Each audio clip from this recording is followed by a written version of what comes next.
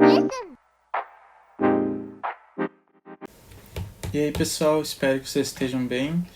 Na aula de hoje a gente vai continuar avançando os fundamentos que a gente viu das aulas anteriores, o cone de visão. Eu vou tirar algumas dúvidas que me mandaram mensagem ao longo dessa semana e a gente vai ir avançando e evoluindo nos assuntos. Uma das dúvidas que tiveram foi sobre a questão de rotacionar as caixas na linha do horizonte, né? Eu falei que se a gente tivesse olhando uma cena com um ponto de fuga e a gente andasse para o lado, a gente ia ter 2 pontos de fuga, né? A gente ia começar a ver uma caixa mostrando 2 ou 3 faces, dependendo de como a gente tivesse com ela em relação à nossa altura do olho, o nível do nosso olho. Então, como que a gente controla isso, essa rotação, para não ficar parecendo que essa caixa que a gente botou está em outro cone de visão ou um ponto de fuga que não seria real a essa cena que a gente está vendo? Para responder isso, eu vou voltar àquele exemplo que a gente viu na aula passada sobre desenhar no vidro, ver as coisas através do vidro, como os antigos mestres do Renascimento faziam, e eles encontravam os pontos de fuga no vidro olhando as coisas, né? Então, vou refazer esse exemplo para a gente entender melhor. Vamos supor que a gente tem caixas, como nesse exemplo de um ponto de fuga que eu tenho desenhado aqui. Então, essas caixas ou cubos, elas vão estar diretamente viradas pro nosso personagem, né? Pra gente, pro nosso espectador. Então, vamos supor que essas caixas estão assim. E o nosso espectador está aqui. Desenha a cabeça dele, o nariz, os ombrinhos dele aqui. O cone de visão saindo dele vai ver algo parecido com isso, né? Isso é o que ele enxerga. Mas o ponto de fuga realmente está acontecendo é seria uma linha reta, assim. Que essas caixas estão se encontrando na linha do horizonte, no que seria um ponto único, né? Por isso que o nome é um ponto de fuga. Agora vamos esquecer um pouco esse cone. Eu vou desenhar com outra cor aqui para representar o que eu falei dos braços, né? Eu falei que se tivesse uma caixa em 2 pontos de fuga, vamos supor uma caixa assim, ó, que foi virada ou a gente andou e viu ela assim, se o nosso personagem colocasse os braços em 90 graus, da mesma maneira que está em 90 graus nessa caixa, aqui 90 graus, né? Ele iria estar apontando no vidro para onde é o ponto de fuga dessa caixa. E de qualquer outra caixa que tivesse na mesma posição que essa.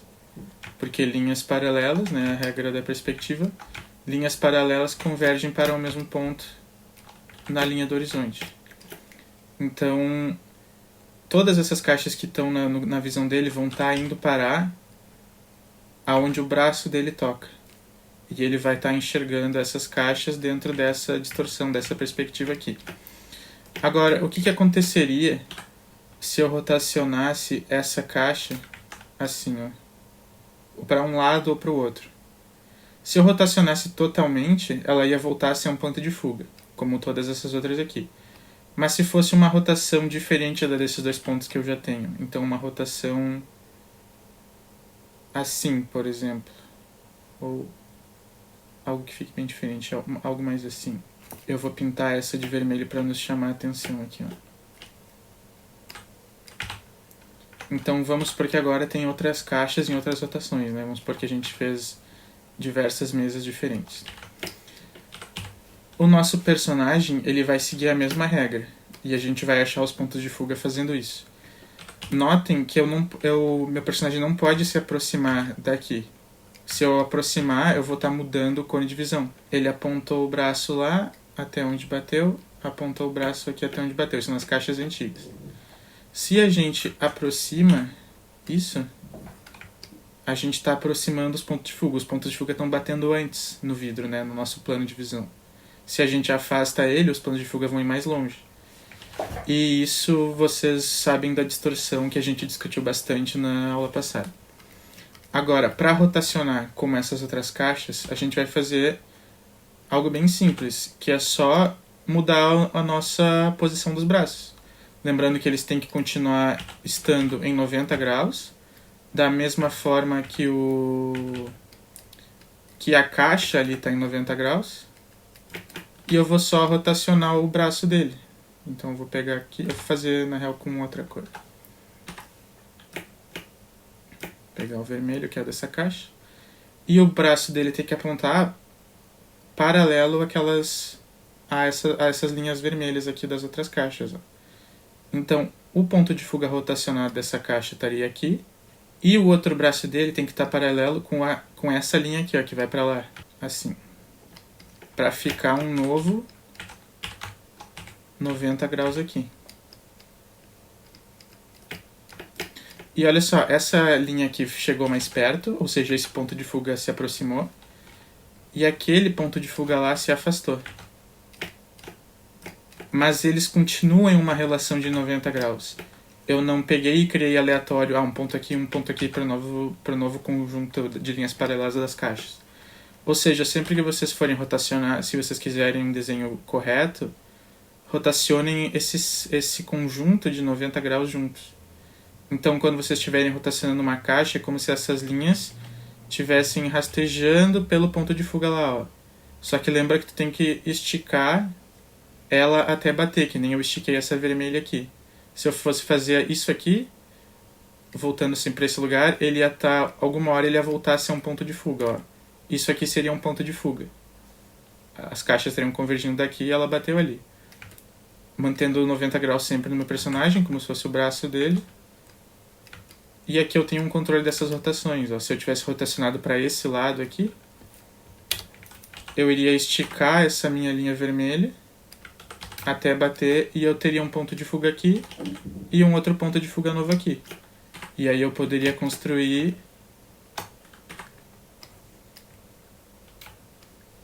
essa caixa em 2 pontos de fuga.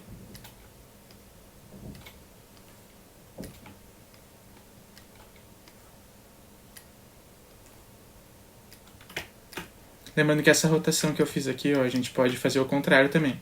A gente vê a caixa, acha os pontos de fuga na linha do olho, no nível do olho, linha do horizonte. Vou botar aqui. LH. A gente aponta o braço do personagem para onde está esses pontos de fuga e a gente pode desenhar uma caixa que está nessa posição diferente ainda. Então, essa nova que eu fiz aqui, porque eu rotacionei aqui para dar o exemplo, né, de novo, ela estaria na mesma direção dos braços do personagem, então algo assim. Essa é essa caixa que eu desenhei agora. Parece muito complicado, parece muito difícil ficar fazendo isso para um monte de... Tipo assim, tudo que tiver diferente eu vou ter que rotacionar. O ideal é que vocês façam uma simples, então tipo um conjunto de dois pontos de fuga para o que mais vai ter. Então vamos supor que eu tivesse muito mais caixas nesse sentido aqui, apontando nesse sentido aqui, que foi o que eu fiz com aquele meu cenário que eu mostrei aula passada. Eu tinha um cenário todo em 2 pontos, 3 pontos, né, que subia para cima também. E eu montei todo o cenário nesses pontos. Depois, as coisas que rotacionavam e tal, eu fui achando, e o que eu conseguia fazer por intuição e de olho, eu fazia, sabe? Porque agora eu tenho um grid me guiando. Eu tenho um monte de coisa em perspectiva já. Para eu botar uma coisa diferente ali e ainda parecer certo, fica muito mais fácil. Quanto mais coisas vocês tiverem numa cena, mais fácil vai ser de colocar mais coisas, sabe? Porque o trabalho inicial de perspectiva, de criar profundidade, de fazer parecer ficar correto já foi feito. Então a ideia é ter esse balanço entre calcular e construir as coisas e ter uma intuição para ti depois ir construindo em cima, sabe? Vamos supor que na minha cena eu fiz um monte dessas caixinhas aqui nessa rotação e eu quero fazer alguma outra numa rotação mais leve só pra tipo, ter uma variedade. Eu posso não puxar pro ponto de fuga necessariamente, posso desenhar, ver se tá certo. Se eu quiser tirar a prova, tem que ser um desenho técnico que é pra estar perfeito, aí realmente eu vou lá e boto no ponto de fuga, sabe? Mas senão eu vou rotacionando meio que por olho, assim. Bom, então, encerrando essa parte da rotação. Eu espero que tenha ficado mais claro agora. Treinem tanto as caixas na linha do horizonte, calculando, quanto a mão livre. Façam muitas caixas, assim. Eu vou mostrar mais em outros desenhos agora como que eu faço isso sem estar sempre buscando as coisas no ponto de fuga. Se vocês me seguem no Instagram, eu tenho botado esses desenhos ao longo da semana, que eu vou estudando, eu vou sempre botando nos stories ou publicando. Aqui um desenho que eu tenho feito, estudos que eu tenho feito ao longo da semana. Eu tenho estudado bastante cavalos e animais ao longo desse mês. E eu sempre boto no Instagram ou como post ou como stories e vou dando algumas dicas. Quem tiver interesse em acompanhar, é só me seguir em @AntônioRisati. Eu vou usar aqui esses exemplos para mostrar como eu não estou usando ponto de fuga para fazer isso, mas eu estou sempre pensando nele. Notem como eu construí uma caixa aqui em volta. E não é uma caixa perfeita, assim, né? Tipo, eu fiz meio que à mão, meio com a linha bem fraca, só para guiar o meu desenho, sabe? Quando vocês estiverem fazendo coisas orgânicas e tal, tentem colocar na perspectiva porque facilita muito. Mas vocês também vão ter bastante lugar para errar, assim. Vocês têm mais liberdade, né? Do que se vocês estivessem fazendo alguma arquitetura futurista com muitas curvas, um carro, talvez um erro fosse ficar mais aparente. Então é sempre bom começar com coisas assim que a gente tem um pouco mais de liberdade para errar, porque a gente vai construindo nossa confiança e já vai conhecendo coisas novas para desenhar de imaginação no futuro. Mas o que eu estou querendo mostrar com vocês aqui? Eu construí essa caixa, ou seja, nessa caixa eu tenho as nossas 3 linhas de sempre, né? As linhas que viajam no eixo X, no eixo Z, lá para trás, e no eixo Y aqui para cima, né? Essa que está inclinada aqui, eu já botei uma inclinação. Eixo Y. Tudo que eu estou fazendo, eu estou pensando nessas linhas. Construir um volume assim em perspectiva requer o conhecimento de viajar nesses eixos, viajar nessas linhas. O que eu estou querendo dizer com isso? Notem que a gente está vendo a parte de cima do osso do nariz do cavalo. Como que eu consegui inclinar isso e achar isso numa caixa assim, né? Porque eu tô tendo a caixa como geral para construir, mas eu tô tendo um conjunto de perspectiva aqui que está acontecendo diferente, assim. É um pouco do que eu falei antes, que eu tenho uma caixa pronta agora, que eu fiz mais ou menos pensando no ponto de fuga, e construir coisas em cima se torna mais fácil. Eu vou mostrar para vocês aqui como que a gente pode construir essas coisas caindo e como que a gente viaja nessas linhas, né? Para construir um plano, assim. Eu vou começar construindo uma caixa meio padrão, assim, para a gente ver como que a gente pode fazer esse efeito de cortar o plano. Então aqui o nosso cubinho, tá um pouquinho torto aqui. Não precisa ficar perfeito, tá? Aqui a gente vai começar a ver um conceito importante que nos livros do Scott Robertson, do How to Draw, que eu vou falar bastante na aula de hoje, se chama Draw Through, que é desenhar através.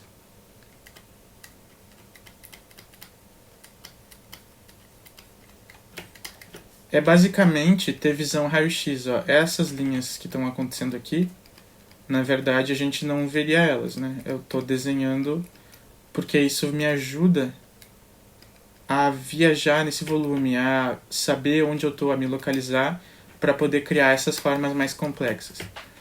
Como que funciona? Vamos supor que eu estou fazendo o osso desse nariz e ele tá numa inclinação diferente dessa caixa.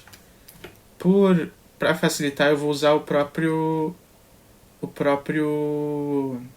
essa quina que a gente já tem. Mas vamos dizer que ele desce, vai ser uma curva que vai descer e ela vai ir mais para o centro da caixa também. Então primeiro eu vou fazer só ele descer, ó. Eu encontrei essa diagonal e vou descer aqui o ângulo que eu quiser. Pode ser uma descida bem brusca ou uma descida mais suave. Então, fiz aqui a minha descida, eu encontrei esse ponto aqui. Como que eu sei o ponto daquele lado lá? Então, eu achei um ponto aqui, eu fiz essa descida, como é que eu vou espelhar essa linha lá? Porque é uma linha que não tá nos 3 eixos, né? Ela não é mais x, y, z. Ela tá meio que diagonal, essas 3 linhas que a gente tinha. Eu vou pegar e vou jogar ela pra lá, ó. Nessa linha aqui, que é o nosso x, que ela tá vindo pra cá, eu vou pegar e vou imaginar ela indo pra lá. Realmente, se eu tivesse um ponto, eu jogaria, mas eu tenho outras linhas para me dar como base. Eu tenho essa linha de cima e essa linha de baixo aqui. Então eu tento fazer meio como se ela estivesse nesse conjunto. Encostou lá, marquei aqui. E eu sei que eu saí daquela quina de lá, ó. Então quando eu fizer uma linha indo para lá, eu fatiei esse quadrado, nota. Se a gente fosse sombrear isso agora, eu teria uma sombra assim, né? Essa parte de cima ali, ela foi cortada, isso aqui, né? Isso aqui a gente cortou fora. E se eu quero encolher isso, se eu quero fechar aqui no centro. Tem um conceito que vai ser muito importante pra gente quando a gente começar a ver curvas, que é das elipses, que é encontrar o centro do quadrado.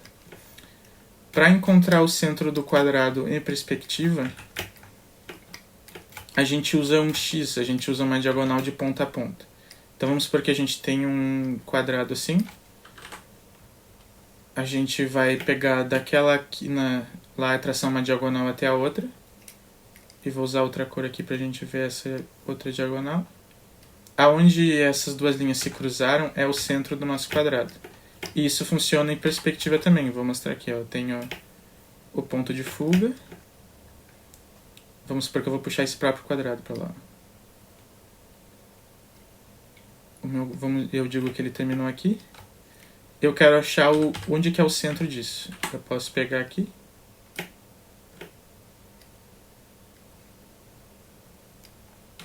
Esse é o centro. Então se eu quisesse, vamos supor, colocar algum poste, alguma coisa bem no centro disso aqui, eu saberia que está saindo desse ponto aqui. Eu achei em perspectiva, né? E nota que aqui vai ser maior do que lá, ao contrário desse na frente que as duas metades são iguais, né? O centro é igual a isso. Esse aqui de baixo não é igual a esse de cima, porque está em perspectiva.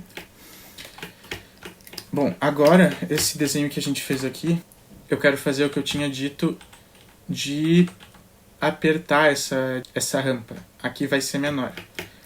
Eu vou aqui embaixo, ó, onde eu desenhei, eu tive a minha visão raio-x, que eu desenhei meus pontilhados, eu vou traçar um X, eu vou traçar essas diagonais, dessa quina até aquela quina lá. Eu vou fazer com outra cor.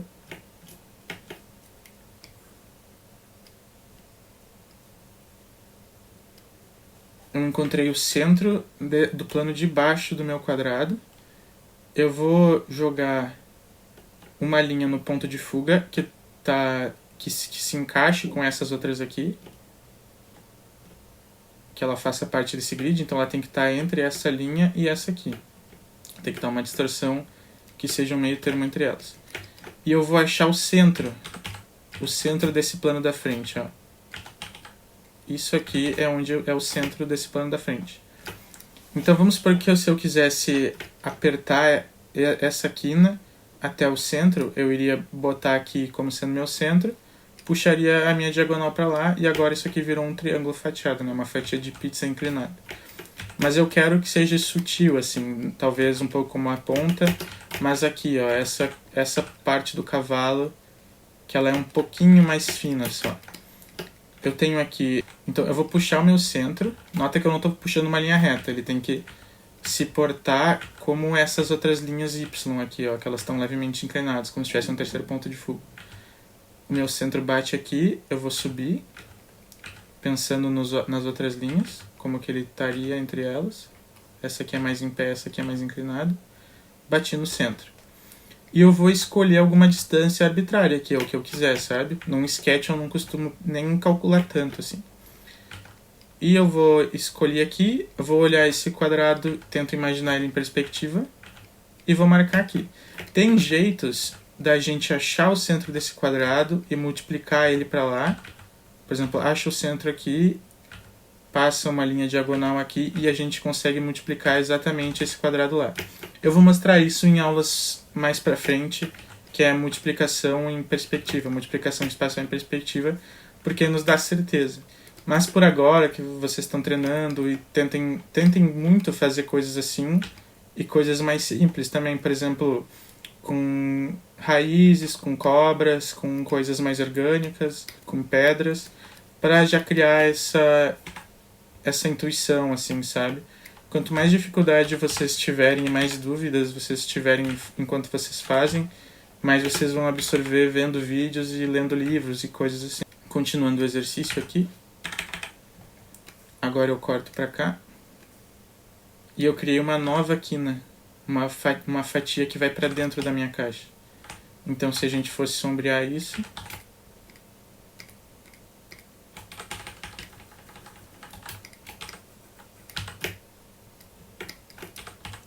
E eu tenho que imaginar que vai sair dessa parte de baixo também. E vai ir até aquela quina lá, que nem em cima. Então, toco pra cá. E agora minha caixa tá assim, ó. E aqui, na nossa linha de raio-x, né, a nossa visão raio-x, isso também estaria acontecendo. Isso aqui virou a nossa nova linha. Então tá aí o nosso geométrico, né? Uma coisa inclinada, assim. Que seria como a gente faz rampas, como a gente faz qualquer objeto que não está se encaixando nessas linhas de x, y, z. E foi assim que eu fui construindo isso, né? Nota aqui onde tem essas rampas aqui do osso.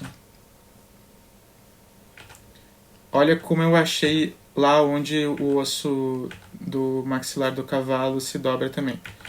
Eu fiz essa curva aqui, que está numa linha y, ela está subindo toda igual. E aqui chega um momento que ela não se encaixa nem em y, nem x, nem z, ela está indo por uma diagonal. Eu marquei essa diagonal aqui, olha a linha do meu lápis aqui, ó. Eu viajei o traço no ponto de fuga de tudo, toda essa caixa. Cheguei lá, eu já tinha essa linha aqui, eu cheguei aqui. E eu vi que ela ia mais pra frente, então eu não peguei, essa linha não tá acompanhando aqui, né? Ela não tá colando nessa caixa aqui. Se fosse uma caixa perfeita, eu teria terminado esse osso aqui. Eu vi onde acabava aqui, botei a linha e puxei a diagonal espelhada lá, tanto pra cá quanto pra cá. E eu fiz isso pra tudo assim que tá acontecendo, né? Tanto um dente em comparação com o outro. Olha essas linhas aqui para eu ver a distância, essa curva dessa parte aqui do zigomático do chimpanzé. Também aqui os dentes desse tigre, ó. O nariz, o focinho, o dente de baixo, tá tudo viajando nessa linha do eixo X, né? Claro, às vezes, como eu tô fazendo à mão, não é perfeito assim, mas eu tento manter isso em mente para criar essa solidez, né? O osso do queixo dele tá viajando nessas linhas. Os dentes dele, essa parte aqui, essa parte da testa. E isso vai se aplicar, obviamente, ao nosso crânio, ao nosso rosto quando a gente estiver desenhando, né? Na aula passada eu dei uns exemplos de como botar também a cabeça na caixa. Lembrando que isso é algo bem avançado, tem que ter conhecimento anatômico para fazer isso, ou uma percepção bem boa para começar a aprender isso. Por isso que eu também falo daquele primeiro vídeo das tabelas, dos aquecimentos, para vocês terem confiança na mão e ir evoluindo sem medo, assim. Parece difícil e assustador no começo, mas quanto mais vocês fizerem, mais isso vai ficar no subconsciente de vocês e vai sair de maneira natural, assim. Vai ter um ponto que vocês não vão nem pensar e vai ser óbvio que isso aqui é um zigomático que está num ângulo inclinado, então a caixinha que eu vou desenhar para ele vai ser uma caixinha inclinada, sabe? Para isso acontecer, para ficar no subconsciente de vocês e sair automático assim, vocês vão ter que fazer muitas vezes, né? Nota como eu estou mudando essa caixinha aqui, muitas direções. Ó, aqui a direção está contrária, assim.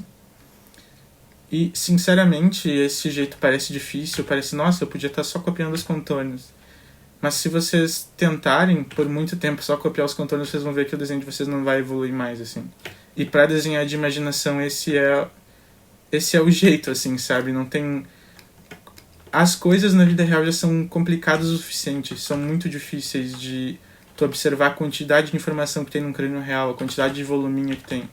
É por isso que esse método de simplificar nas caixas e colocar as coisas nas caixas, ainda complexo, simplifica muita coisa, sabe?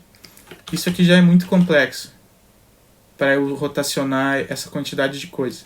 Por isso que eu construo a caixa na rotação que eu quero, e aí eu vou esculpindo, eu vou colocando informação, né? Nota que aqui tem esse crânio do cavalo também, pensando nessas linhas volumétricas. E eu viajo nelas para criar o volume como se eu estivesse esculpindo, sabe? Como se eu entendesse esse volume aqui. E quando eu estou fazendo isso, eu estou estudando e estou entendendo também. Aqui a espessura do final da boca lá. Aqui a parte da boca que passa por cima. Esse é o conhecimento da perspectiva e é por isso que eu comecei colocando perspectiva nesse canal, né? Porque apesar de ser chato, tem um... Aqui, ó. Apesar de ser chato os fundamentos, eles são muito importantes pra gente desenhar bem, né? Tipo, é horrível. Vai ser, tipo assim, parece muito chato e muito... requer um esforço absurdo, assim. Mas vai aos pouquinhos, vai treinando, vai repetindo. Se tem alguma dúvida, volta nos exercícios mais básicos, repete eles, 1 ponto de fuga, 2 pontos de fuga. Desenha caixas à mão livre, assim, rotaciona elas o máximo que der, vê artistas fazendo isso, falando sobre isso. Tem o Proco, que é esse Instagram que eu peguei essa imagem aqui, né, que ele sempre bota coisas de fundamentos, como ele desconstrói os músculos em caixas, como ele desconstrói os esqueletos em caixas. Procura o Scott Robertson, o Marshall Vandroff, que eu boto ali no canal também como canais indicados, e eles vão estar falando dessas coisas. Aqui para mostrar mais um pouco sobre a importância de desenhar através das coisas, de ter essa visão raio-x. Tem um desses músculos que eu simplifiquei aqui, para eu entender como ele estava se torcendo. E eu não iria conseguir desenhar esse músculo se torcendo, que é esse músculo do pescoço. É o céfalo humeral, o nome desse músculo. Céfalo de cabeça, porque ele está indo na cabeça do cavalo, e humeral porque ele está se inserindo no húmero, né, que é o osso do braço do cavalo. E ele tem... ele parece um S, mas ele tem essa curva. Ó, nota que aqui a gente está vendo a face esquerda do músculo e aqui a gente está vendo a face direita, ó, que está em sombra. E eu não teria conseguido desenhar isso, eu não saberia desenhar isso se eu não enxergasse através das coisas, se eu não desenhasse através das coisas. E por quê? Eu vou dar um exemplo aqui para vocês. Ó. Vamos supor que eu tenho uma caixa assim. Deixa eu ver se eu faço em outro ângulo. Eu tenho uma caixa que está nessa inclinação.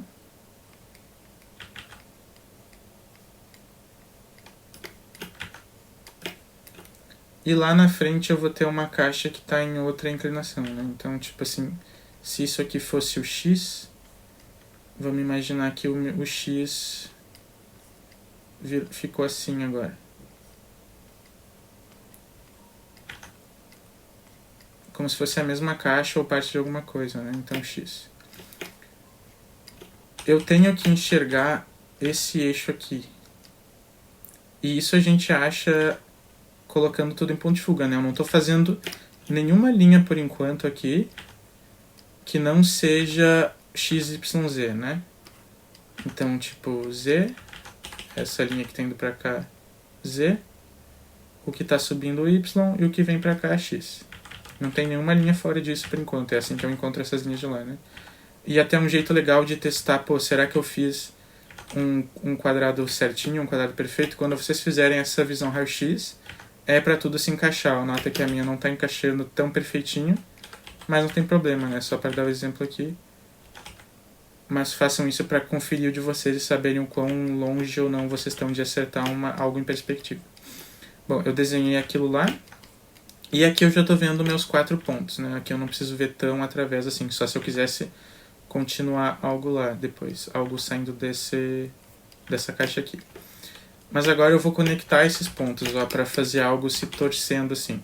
Como muitos músculos, muita coisa na vida real acontece. Raízes, troncos, né, os exemplos mais simples da nossa tabela lá, é importante ter essa visão. esse x virou para cima, o que estava antes do lado subiu agora, né? Tá aqui. Ou seja, essa quina virou essa quina aqui. Então vou conectar ela. Essa quina virou essa quina lá. Conectar ela. Está muito distante. Vou botar mais perto aqui para ter mais dessa torção. Pega um muito exagerado.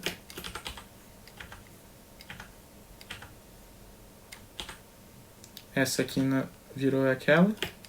Essa quina aqui virou aquela lá, ó, que a gente tem que imaginar em raio-x. Como que é pra gente saber aonde que essa face some, né? Como que eu sei quando que essa face some e essa face aqui aparece? É dessa forma, eu tô enxergando aquela quina oculta. Mando pra lá. E essa quina oculta, vamos pegar aqui, ó. Essa quina aqui, que era a visão raio-x, e a quina de dentro, ela virou essa aqui. Então eu vou vir lá, raio-x, raio-x, raio-x, apareceu. E é essa parte do resto do nosso quadrado, né?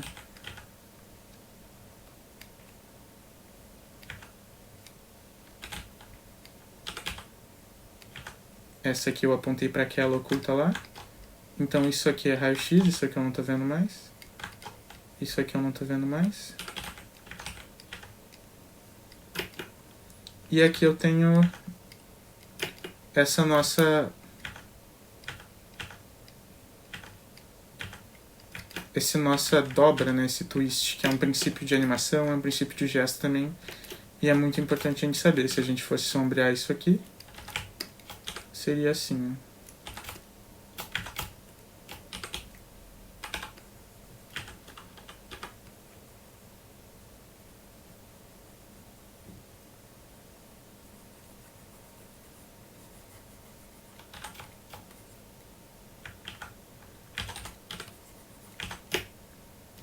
Então a gente tem esses lados na sombra, certo? E aqui a gente teria um degradê, né? Porque isso aqui tá de lado e tá aos poucos se tornando algo que tá em cima, né? Que tá pegando luz. E aqui algo que tá aos poucos se tornando algo que tá virando pra sombra aqui. Espero que tenham entendido. Também pratiquem isso, porque tá ajudando em tudo, assim, né, no meu desenho. E vai ajudar muito no desenho de vocês, assim, não é só pra eu aprender a fazer essas linhas de volume aqui, né, ou entender como o músculo tá acontecendo. Tem diversos músculos no nosso corpo, o músculo do pescoço, o músculo do braço, o braquioradialis, estão fazendo esses movimentos. E como a gente está estudando caixas e coisas geométricas, é bom saber ter esse controle delas, né, dobrar elas do jeito que a gente quiser. Oi galera, Antônio do Futuro aqui. E eu tinha planejado colocar curvas e elipses nessa aula, mas quando eu vi hoje tinha gravado 40 minutos só de caixa e rotação e torção da caixa. Então vai ficar para a próxima semana, mas eu espero que vocês aproveitem esse conteúdo. Qualquer dúvida me mandem no Instagram, por e-mail ou nos comentários do YouTube. Se inscrevam se vocês gostam das aulas do canal que vocês estão assistindo. Também apertem no sininho ali para receber as notificações. Muito obrigado, espero que tenham uma boa semana. Até